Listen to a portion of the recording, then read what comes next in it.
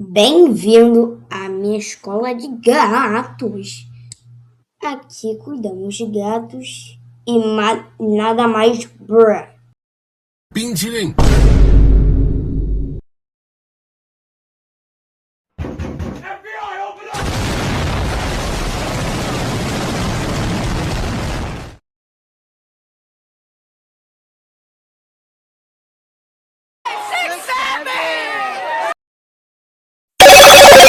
Hello, monsters.